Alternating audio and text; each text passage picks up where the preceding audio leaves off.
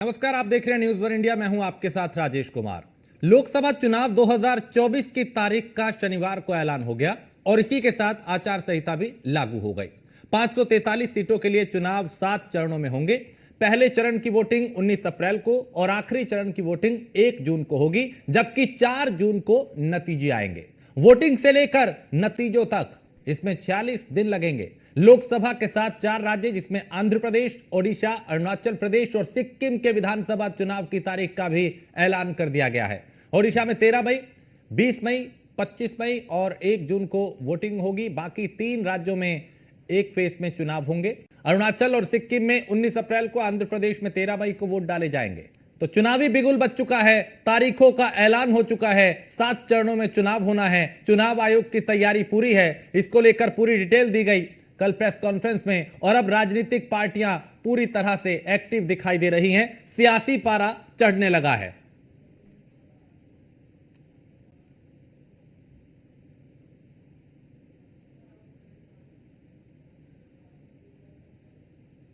तो 7 चरणों में चुनाव होगा।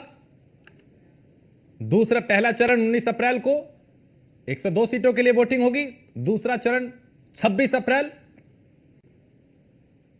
तीसरा चरण 7 मई, चौथा चरण 13 मई को वोटिंग होगी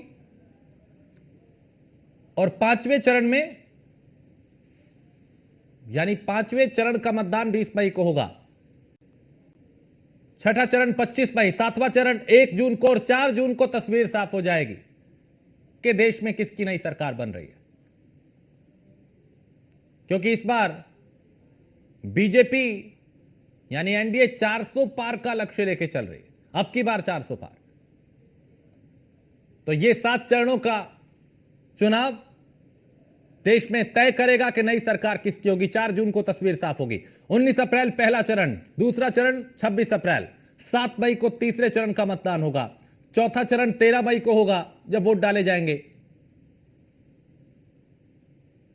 और इसी तरह पांचवा चरण 20 मई को, छठा 25 मई को और सातवां चरण 1 जून को होगा। यानी सातवां और आखिरी चरण का जो मतदान है वो 1 जून को होगा और फिर 4 जून को मतगणना होगी। 4 जून को तस्वीर साफ हो जाएगी कि सरकार किसकी बन रही है। तो इस बार एक तरफ एनडीए जिनके तमाम उपलब्धियां हैं, जिसमें धारा 370 है, राम मंदिर का जिक्र भी उन उपलब्धियों में होता है। अब सीएए भी लागू किया जा चुका है, उसको भी एक उपलब्धि के तौर पे देखा जा रहा है। विकास भी प्राथमिकता में रहा है, सबका साथ सबका विकास। मोदी की गारंटी सबसे प्रभावी ढंग से इसको प्रेजेंट भारतीय जनता पार्टी कर रही है। दूसरी तरफ इंडिया अलायंस है जो महंगाई की बात कर रहा है, कानून व्यवस्था की बात कर रहा है, बेरोजगारी की बात कर रहा है, जातीय जनगणना को आधार बना रहा है। इन मुद्दों को आधार बना के वो सरकार को घेरने की तैयारी में है। लेकिन अभी अगर तैयारियों को देखें तो बीजेपी उसमें आगे दिखाई देती है।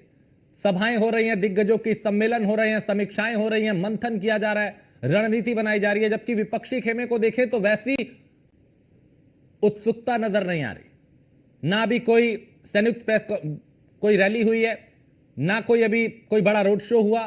फिर चाहे अगर यूपी में देखें तो अखिलेश यादव अभी तक कोई बड़ी सभा नहीं की, राहुल गांधी और अखिलेश ने मंच साझा नहीं किया अब तक। अब हालांकि अब आगे चूंकि अब तारीखों का ऐलान हुआ है तो पूरी संभावना कि आगे ऐसा होगा, लेकिन बीजेपी पहले से कर रही है। मुख्यमंत्री योगी आदित्यनाथ अलग अलग जिलों का दौरा कर रहे हैं, समीक्षाएं कर रहे हैं, संबोधित कर रहे हैं, साधने की कोशिश कर रहे हैं, बता रहे हैं कि उनकी सरकार ने उनके लिए इन 7 सालों में क्या किया है।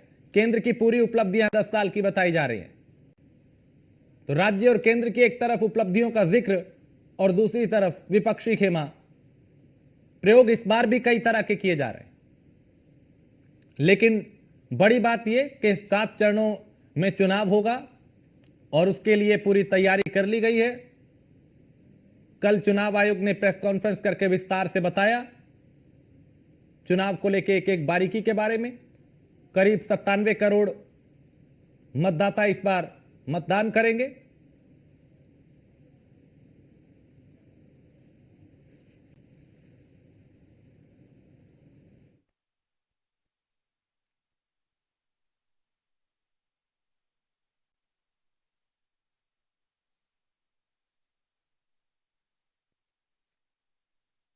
अतुल शर्मा और आगरा से कृष्णा त्यागी हमारे संवाददाता हमारे साथ जुड़ चुके हैं। कानपुर से सूरज पांडे भी हमारे साथ हैं। सबसे पहले मेरठ से शुरुआत करते हैं अतुल, क्योंकि ये वो इलाका जो जिसमें किसान भी हैं, जिसमें जाट भी हैं, और ये कहीं ना कहीं तय करता है कि यहाँ की जो लहर है वो पूरे प्रदेश में है। अभी क्या मुद्दे मेरठ के सबसे अहम रहने वाले हैं इस चुनाव में? देखिए राजेश, जिस तरह से लोकसभा चुनाव का आगाज हुआ उसके बाद अगर मुद्दों की बात की जाए तो जनता का सबसे पहले मानना है कि जो लोकल का प्रत्याशी होना चाहिए। उसके बाद कहा जा सकता है कि जिस तरह से अभी तक दोनों पार्टियों की बात की जाए, बसपा की बात की जाए, समाजवादी पार्टी की बात की जाए, दोनों तरफ से जो प्रत्याशी उतारे गए हैं, समाजवादी पार्टी की तरफ से जो प्रत्याशी उतारा गया है वो दूसरे जिले का है। उसी को लेकर के लगातार समाजवादी पार्टी के बड़े कार्यकर्ता नेता खुद विरोध करते हुए नजर आ रहे हैं। कहा जा सकता है कि भारतीय जनता पार्टी के प्रत्याशी की इस वक्त अगर बात की जाए तो उसका इंतजार है। उसको लेकर के भी कहीं ना कहीं जो लोकल के लोग हैं उनका कहना है कि प्रत्याशी लोकल का होना चाहिए। कहा जा सकता है कि अपने बीच में रहने वाला अगर कोई प्रत्याशी होता है तो वो जनता का दुख दर्द समझ पाएगा, जनता की जो समस्या है उनके बारे में रूबरू हो पाएगा। उसी को लेकर के अगर बात की जाए तो लगातार अब की बार विकास के नाम पर चुनाव है। कहा जा सकता है कि जनता अब की बार जो तय करने वाली है, लगातार अगर बात की जाए 2014 हो 2019 हो, भारतीय जनता पार्टी ने पूर्ण बहुमत से अपनी सरकार बनाई है। 2024 की बात की जाए, पहले चरण में और दूसरे चरण में मेरठ में मतदान हो रहा है। 7 विधानसभा है, 2 विधानसभा 19 तारीख में होनी है, और उसके बाद अगर बात की जाए तो 26 मई को दूसरे चरण का चुनाव होना है। तो कहा जा सकता है कि तैयारियां प्रशासन की तरफ से पूरी कर ली गई हैं। उसी के साथ अगर बात की जाए तो जनता इस वक्त बेहद खुश नजर आ रही है। जिस तरह से लोकतंत्र पर्व है उसको लेकर के अगर बात की जाए तो कहीं ना कहीं जनता इस वक्त उस घड़ी का इंतजार कर रही है कि किसको अब भारतीय जनता पार्टी मैदान में उतारती है। अभी तक की अगर बात की जाए जो लिस्ट आई है उसमें मेरठ का नाम कहीं ना कहीं पश्चिम उत्तर प्रदेश को भारतीय जनता पार्टी बड़े संयम के साथ रखे हुए है। कहा जा सकता है सहारनपुर विधानसभा सीट हो, मेरठ विधानसभा सीट हो, गाजियाबाद हो, तो लोकसभा सीटों की बात माफी चाहूंगा कि लोकसभा सीटों की अगर बात की जाए तो राजेश इस वक्त पश्चिम उत्तर प्रदेश को भारतीय जनता पार्टी अपना गढ़ मानती है। कहा जा सकता है कि जिस तरह से जाटों का लगातार विरोध देखने को मिल रहा था, जयंत चौधरी को एनडीए में बिल्कुल, अब शामिल तो होने के जयंत बाद को कहा साथ जा ले लिया, सकता है उसके कि जरिए भी एक समीकरण बना के एक संदेश देने की कोशिश की है। ठीक है, मैं लौटूंगा आपके पास। अब आगरा से कृष्णा है हमारे साथ। कृष्णा, आगरा का सियासी समीकरण क्या कहता है? यहाँ के स्थानीय मुद्दे क्या जिन पे इस बार वोटिंग होने की संभावना?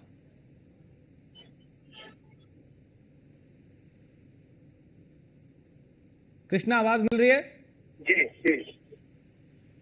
कृष्णा, आगरा का सियासी समीकरण क्या कहता है? कौन से मुद्दे जिस बिल्कुल पे इस राजेश बार जी, मैं आपको वोट बता डाले दूं, जाएंगे? आगरा की बात करें तो आगरा में 2 लोकसभा सांसद हैं और भारतीय जनता पार्टी के दोनों सांसदों को फिर से भारतीय जनता पार्टी ने विश्वास के साथ यहाँ पर फिर से यहाँ पर जिम्मेदारी दी है। और हालांकि आगरा के दोनों बीजेपी के सांसदों की बात करें तो दोनों सांसदों का दोनों सीटों पर जमकर विरोध दिखाई दे रहा है। आगरा के केंद्रीय मंत्री एसपी सिंह बघेल का अभी खंदौली, बरन और यहाँ पर तमाम जगह पर इस तरह का विरोध प्रदर्शन देखा गया। वहां पर बिल्कुल पोस्टर लगाए गए और उन पोस्टरों में ये जिक्र किया गया कि मोदी योगी खैर नहीं और केंद्रीय मंत्री एसपी सिंह बघेल समाजिक खैर नहीं। इस तरह का विरोध प्रदर्शन देखने को मिला। वहीं राजपथ 4 की बात करें तो राजपथ 4 का भी लगातार सबसे ज्यादा विरोध प्रदर्शन देखने को मिला है। सबसे बड़ी बात राजनीति ये है कि अपने ही अपने को पैर काटने में लगे हुए हैं, क्योंकि भारतीय जनता पार्टी के कुछ लोग इस सीट पर पहले से ही तैयारी कर रहे थे। उसको लेकर अपने लोग लेकर विरोध प्रदर्शन करते हुए नजर आ रहे हैं। इसका सीधा फायदा भारतीय विपक्ष के लोगों को मिलेगा। और ये जो चुनाव आगरा में होगा, आगरा का जो चुनाव विकास के मुद्दों को लेकर, रोजगार को लेकर, महंगाई को लेकर, इन मुद्दों को लेकर भारतीय जनता पार्टी और विपक्ष के लोग, तमाम लोग इस चुनाव को लेकर एक लोगों के बीच में पहुंचेंगे। लेकिन सबसे महत्वपूर्ण बात यह है कि विपक्ष के लोगों ने अभी जैसे गठबंधन की बात करें, समाजवादी पार्टी और कांग्रेस ने अभी एक ही सीट पर अपना प्रत्याशी बिल्कुल क्लियर नहीं किया है और बसपा ने एक सीट पर बिल्कुल प्रत्याशी किया है। तो अभी भी संशय ये है कि मजबूत कोई ऐसा प्रत्याशी सामने नहीं आ रहा है। हालांकि फतेहपुर सीकरी पर राजपथ 4 के विरोध विपक्ष में कांग्रेस पार्टी के राज बब्बर का माना जा रहा है। जब राज बब्बर इस सीट से आते हैं तो निश्चित तौर से कांटे की टक्कर मानी जाएगी, क्योंकि इस बार वहां पर भारतीय जनता पार्टी के लोगों में विरोध, तमाम कार्यकर्ताओं में विरोध। ठीक है, यानी आप ये कह रहे हैं कि स्थानीय तौर पे गुटबाजी है, वो थोड़ी मुश्किलें पैदा कर सकती है। लेकिन सूरज, कानपुर चूंकि औद्योगिक नगरी भी है उत्तर प्रदेश की, यहाँ का सियासी समीकरण क्या कहता है? कौन से वो मुद्दे हैं जिसपे जनता इस बार वोट डालने जा रही है? कानपुर का जो मतदान होना है वो चौथे चरण का मतदान जो होना है और तकरीबन 13 मई को कानपुर में लोकसभा चुनाव के लिए जनता जो है वो मतदान करेगी। कुल 35 लाख जनसंख्या जो है कानपुर की, वो मतदाता के रूप में हमको इलेक्शन के दिन नजर आएगी। ऐसे में आपको बता दें कि कानपुर का जो समीकरण की बात करें तो भारतीय जनता पार्टी के वर्तमान में खाते में ये सीट है। कानपुर से सांसद सत्यदेव पचौरी है। इससे पहले की बात करें तो मुरली मनोहर जोशी जो कि भारतीय जनता पार्टी के एक बड़े लीडर हैं, वो यहाँ से सांसद रहे हैं। और उससे पहले की बात करें 1999 से लेकर 1999, 2004, 2009 में यहाँ पर कांग्रेस का इस सीट पर कब्जा रहा। श्री प्रकाश जायसवाल यहाँ पर केंद्रीय मंत्री भी रहे। ऐसे में आपको बता दें कि इस बार की जो लोकसभा चुनाव है वो अभी तक कांग्रेस और भारतीय जनता पार्टी के बीच में ही देखा जा रहा है मुख्य मुकाबला जो है। और अभी तक दोनों ही पार्टियों ने अपने प्रत्याशियों का ऐलान नहीं किया है। हमारे सामने इस बार जनता के क्या अहम मुद्दे रहेंगे, हमारे साथ देखिए यहाँ पर लोग मौजूद हैं। आइए हम सीधे इनसे ही बात करते हैं और जानने का प्रयास करते हैं कि आखिर ये यहाँ के जो लोग हैं वो क्या कहना चाहते हैं। क्या नाम है आपका? संजय पासवान। संजय जी, क्या अहम मुद्दे रहने वाले हैं इस बार लोकसभा में? इस समय सबका साथ सबका विकास, क्योंकि जो मोदी सरकार ने विकास किए हैं किसी भी जाति और धर्म को देखकर विकास नहीं किए हैं। अगर आवाज दिया है तो मुस्लिम को भी दिया है और हिंदू को भी दिया है, सिख को भी दिया है, ईसाई को भी दिया है, कोई मतभेद नहीं किया है। और मोदी जी के साथ कानपुर की पूरी जनता 35 लाख साथ में है। सूरज मैं लौटूंगा आपके पास, अभी थोड़ा सा नेटवर्क इशू आ रहा है, मैं आपके पास दोबारा आऊंगा, आपका फ्रेम ठीक से नहीं मिल पा रहा मुझे। लेकिन अतुल, चूंकि इस बार के इस चुनाव में कई प्रयोग फिर से गठबंधन को लेकर भी किए जा रहे हैं। जयंत चौधरी जो अब तक अखिलेश यादव के साथ थे कुछ दिन पहले तक, अभी वो भारतीय जनता पार्टी के खेमे में है, यानी उनके साथ वो एनडीए का हिस्सा बन चुके हैं। क्या समीकरण यहाँ का बन रहा है? चूंकि जाट भी हैं, किसान भी हैं, मुस्लिम भी हैं, और जयंत का अलग एक वोट बैंक है, भारतीय जनता पार्टी भी एक्टिव है। पिछली कुछ ऐसी सीटें हैं जहां पे बीजेपी लूज हुई थी। इस बार क्या कहते हैं समीकरण? देखिए राजेश, पश्चिम उत्तर प्रदेश की सभी सीटों पर एक बार निगाह डालना बेहद जरूरी होगा। बागपत की बात की जाए, मुजफ्फरनगर की बात की जाए, या फिर कैराना की बात की जाए, बिजनौर की बात की जाए, मेरठ लोकसभा की बात की जाए, बुलंदशहर की बात की जाए, गौतम बुद्ध नगर, गाजियाबाद और मथुरा तक की अगर बात की जाए तो कहा जा सकता है, देखिए कौन कौन सी सीटों पर इस वक्त भारतीय जनता पार्टी तन मन धन के साथ लगी हुई है। कहा जा सकता है कि मुजफ्फरनगर सीट पर अगर देखा जाए तो विधानसभा की 4 सीट, जो मुजफ्फरनगर लोकसभा सीट है वहां पर 5 विधानसभा लगती है, उसमें 4 सीटों की बात की जाए तो वो विपक्ष के खाते में। लेकिन कहीं ना कहीं कहा जा सकता है कि गठबंधन जिस तरह से जयंत चौधरी एनडीए में शामिल हुए, उसके बाद मुजफ्फरनगर सीट पर लगातार अटकलें बनी हुई थी। लेकिन अब कहा जा सकता है कि भारतीय जनता पार्टी को जाटों का समर्थन मिल सकता है। पश्चिम उत्तर प्रदेश की बात की जाए, पश्चिम उत्तर प्रदेश को जाटों का गढ़ कहा जाता है, वहीं किसानों का गढ़ कहा जाता है। किसान लगातार एमएसपी को लेकर के, एमएसपी की मांग को लेकर के धरना दे रहे हैं। उसी बीच अगर बात की जाए तो जाटों का कहना है कि हम जयंत चौधरी के साथ है, चौधरी साहब के साथ है। कहा जा सकता है कि चौधरी चरण सिंह की अगर बात की जाए, जाटों का मसीहा कहा जाता है, किसानों का मसीहा कहा जाता है। उसी बीच अगर देखा जा सकता है कि पश्चिम उत्तर प्रदेश की बागपत सीट पर भारतीय जनता पार्टी फिलहाल की अगर बात की जाए मजबूती के साथ चुनाव लड़ रही है, क्योंकि जाटों के गढ़ में जाटों का ही वहां पर प्रत्याशी है। आरएलडी की तरफ से वो सीट पर कब्जा है। उसी की अगर बात की जाए 2019 की बात हो, 17 की बात हो, भारतीय जनता पार्टी लगातार अपना कब्जा जमाए हुए है। मुजफ्फरनगर की बात की जाए, मुजफ्फरनगर में वही स्थिति है कि अजीत सिंह को हराने के बाद मुजफ्फरनगर से संजीव बालियान एमपी बने थे। उसके बाद कहा जा सकता है कि लोकसभा सीट पर भारतीय जनता पार्टी ने कब्जा हासिल किया था। उसके बाद अगर देखा जाए तो कहीं ना कहीं मुजफ्फरनगर सीट पर भारतीय जनता पार्टी के ही कुछ विधायक हैं, जो पूर्व विधायक हैं, वो अटकलें लगाए हुए हैं। कहीं ना कहीं कहा जा सकता है कि अपने परिवार की जो मतभेद है उसके चलते मुजफ्फरनगर सीट पर लगातार कैडी मशक्कत करनी पड़ रही है। उसी के साथ कहा जा सकता है कैराना सीट पर अगर बात की जाए, कैराना में प्रदीप कुमार को वहां से लोकसभा प्रत्याशी बनाया गया। वहीं अगर बात की जाए तो सपा विधायक की बहन है इकरा हसन, उनको वहां पर लोकसभा प्रत्याशी सपा की तरफ से बनाया गया। तो कहा जा सकता है कि कैराना सीट पर काफी टक्कर देखने को मिल सकती है। उसी के साथ अगर बात की जाए बिजनौर सीट की, बिजनौर पर आरएलटी का गढ़ कहा जाता है, जाटों का बेल्ट है। पश्चिम उत्तर प्रदेश में अगर जाटों की बात की जाए तो बड़ी तादाद में है, किसानों की बात की जाए बड़ी तादाद में है, गन्ने की बेल्ट कही जाती है।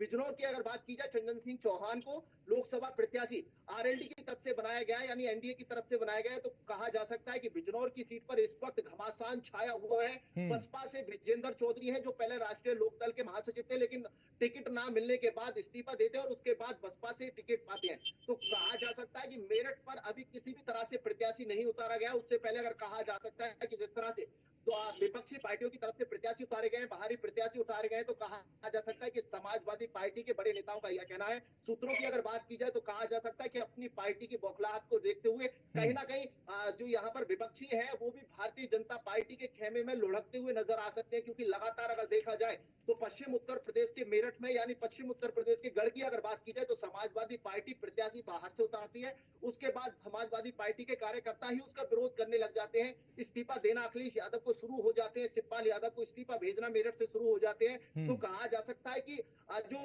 मेरठ की सीट है वो भी भारतीय जनता पार्टी के खेमे में इस वक्त नजर आ रही है। बुलंदशहर की अगर बात की जाए, बुलंदशहर सीट बेहद खास रहने वाली है, क्योंकि वहां पर लगातार एक छोटे से गांव के रहने वाले सांसद जो गांव बोहिच है उसकी अगर बात की जाए तो डॉक्टर भोला सिंह है। 2014, 2019 और 2024 में कैडी मशक्कत के बाद तीसरी बार पार्टी ने कहीं ना कहीं उनको मैदान में उतारा है। तो कहा जा सकता है कि भारतीय जनता पार्टी बुलंदशहर पर अपना कब्जा जमा सकती है। हाँ। पश्चिम उत्तर प्रदेश के अगर गाजियाबाद की बात की जाए, गाजियाबाद में भी कोई नाम क्लियर नहीं हुआ है, लेकिन उसी के साथ महेश शर्मा की बात कर ली जाए, गौतम बुद्ध नगर की बात की जाए, तो कहीं ना कहीं भारतीय जनता पार्टी इस वक्त इन सभी सीटों पर तन मन धन से अपना लगी हुई है। संगठन की बात की जाए, लगातार घर घर जाकर के लोगों से मिलने की बात की जाए और रोड शो और रैलियों की बात की जाए। देखिए, पश्चिम उत्तर प्रदेश से जब भी चुनाव का आगाज होता है, लोकसभा हाँ। चुनाव का आगाज होता है, सबसे पहले प्रधानमंत्री पश्चिम उत्तर प्रदेश के किसी जिले से सभा को संबोधित करते हैं, लोकसभा चुनाव का आगाज करते हैं। अब की बार की अगर बात की जाए तो अब की बार भी जिस तरह से प्राण प्रतिष्ठा के बाद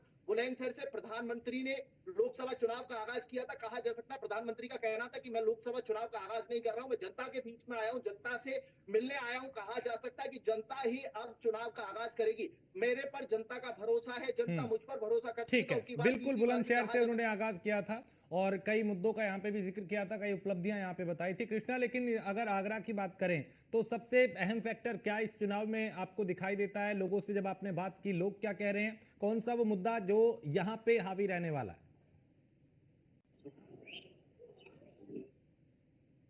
विकास का मुद्दा सबसे अहम मुद्दा रहने वाला है, क्योंकि यहाँ के दोनों सांसदों ने कोई खासा ऐसा कार्य नहीं कराया है। हालांकि हमने सांसद के रिपोर्ट कार्ड को भी चेक किया था और तमाम लोगों से हमने बातचीत भी की है, तो लोगों का कहना है कि इन लोगों ने सरकार के नाम से बस छवि कुछ जरूर सुधारा है, लेकिन उन्होंने व्यक्तिगत ऐसा कोई जनता के लिए काम नहीं कराया है। कुछ लोगों का विरोध भी प्रदर्शन देखने को मिला। कुछ लोगों का कहना है कि इनसे मिलने के लिए जाते हैं तो 2-2 घंटे समय नहीं मिल पाता है। इसका तमाम ऐसी पहलू जो है इन लोगों को लेकर, यहाँ के दोनों सांसदों को लेकर बीजेपी पार्टी के उन लोगों को लेकर जनता का काफी विरोध देखने को मिला। तो यहाँ विकास का मुद्दा, महंगाई है, भ्रष्टाचार है, इन तमाम मुद्दों को लेकर विपक्ष आगे बढ़ रहा है और जनता भी इन मुद्दों को लेकर वोट करने के लिए अपनी मन बना रही है। तो निश्चित तौर से, क्योंकि यहाँ आगरा के फतेहपुर सीकरी की बात करें, केंद्रीय मंत्री सिंह बघेल जो आगरा की सुरक्षित सीट की बात करें, तो इन लोगों ने कोई ऐसा खासा कार्य नहीं यहाँ पर जनता के लिए दिखाई दिया।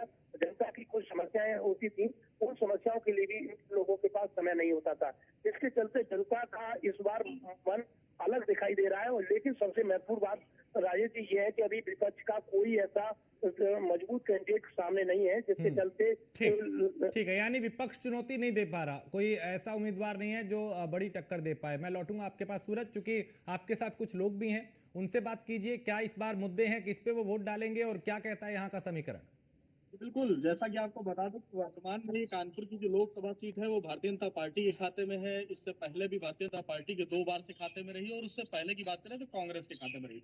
क्या अहम मुद्दे रहने वाले हैं और किन मुद्दों पर आप लोग जाकर इस बार मतदान करने वाले हैं? हम जो है लॉ एंड ऑर्डर जो बीजेपी जो बहुत अच्छा है, जिससे हम लोग जो है बहुत मतलब जो है लाभान्वित हैं, और सफाई भी रहती है, बिजली जो मेन मूलभूत जो सुविधाएं हैं प्रॉपर हमको मिल रही है, पानी सप्लाई है, बिजली सफाई है और जो है रोड की सफाई है, ये सब मतलब जो प्रॉपर हो रहा है, किसी लिए कोई दिक्कत नहीं है, इसलिए हम लोग जो बीजेपी वोट करेंगे। आपका क्या कहना है, किन मुद्दों पर अहम मुद्दे क्या शहर के रहने वाले हैं? जैसे विपक्ष का कहना है कि रोजगार नहीं मिला, ऐसे में आपके क्या मुद्दे रहने वाले हैं? मुद्दे यही रहने वाला कि क्षेत्र का विकास कैसे हो, जो वर्तमान सरकार है अच्छी तरीके से कर रही है, देश का सर ऊंचा हो, वो मोदी जी कर रहे हैं।